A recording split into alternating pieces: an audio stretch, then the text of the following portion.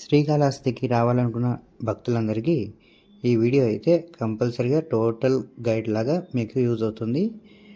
మీరు స్కిప్ చేయకుండా వీడియోని చూసి కాస్త లైక్ చేయగలరని కోరుకుంటున్నాను. శ్రీకాళహస్తిలో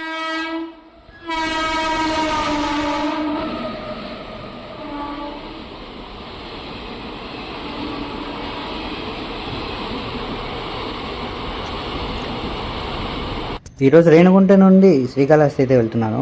రేణిగుంటలోనే ఐఆర్సిటీసీ రిటైరింగ్ రూమ్లో 3 hours అయితే తీసుకున్నాను. సో ఇక్కడ ఫ్రెష్ అప్ అయిపోయి నేను శ్రీకాళహస్తికి అయితే వెళ్తాను. రేణిగుంట రిటైరింగ్ రూమ్ చూడండి, ఈ విధంగా అయితే ఉంటుంది.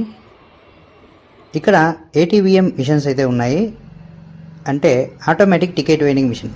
రైల్వేలో ప్రయాణించే ప్రతి ఒక్కరికి దీని గురించి తెలుసు. కానీ ఇక్కడ మనం టికెట్ తీసుకోవాలంటే డిజిటల్గా ఎలాంటి లేదు, అక్కడ పోయి అమౌంట్ ఇస్తే అతను టికెట్ ఇస్తారు. ఫైనలీ మనం శ్రీకాళహస్తికి అయితే రావడం జరిగింది. Railway station Kanchi Srikalahasti by autos అయితే ఉంటాయి, మీరు ఎక్కేసి రావచ్చు. మీరు గేట్ నెంబర్ 4 నుంచి అయితే ఎంటర్ అయితే చాలా బాగుంటుందని ఇక్కడ ఉన్న ఆటో వాళ్ళు చెప్పారు. ఎందుకంటే ఇక్కడ మీకు కావాల్సిన అన్ని రకాల సదుపాయాలు ఉంటాయంట. అంటే మీకు కావాల్సిన ఫ్రెష్ అప్ రూమ్స్, అలాగే బాత్రూమ్స్ ఇక్కడ అందుబాటులో ఉంటాయి. అంతేకాకుండా ఇక్కడ మీరు ఎంక్వైరీ రూమ్ కూడా ఉంటుంది, ఎంక్వైరీ చేసుకోవచ్చు. అలాగే మీరు వాట్సాప్ ద్వారా టికెట్ బుకింగ్ కూడా చేసుకునే సదుపాయం ఈ ఏరియాలో అయితే ఉంటుంది. గేట్ నెంబర్ 4కి అయితే రండి, మీకు కావాల్సిన అన్ని సదుపాయాలు అయితే ఉంటాయి.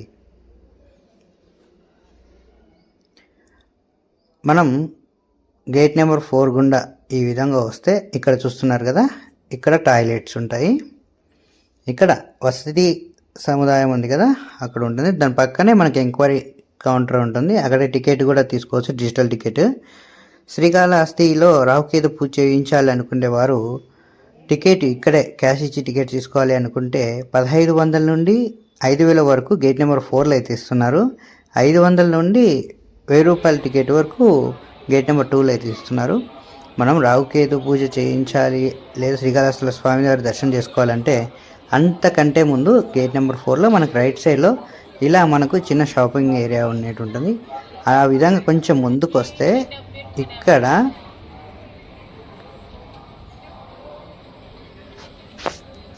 చాలామంది ఓపిక లేక వెళ్ళని చోటు భక్త కన్నప్ప గుడి.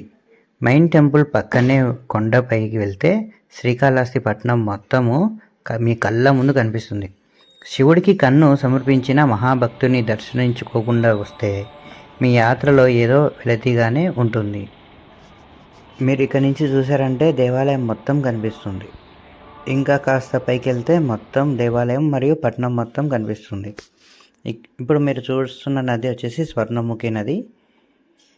ఇక్కడ భక్త కన్నప్ప స్వామి దేవాలయం అయితే ఇదే.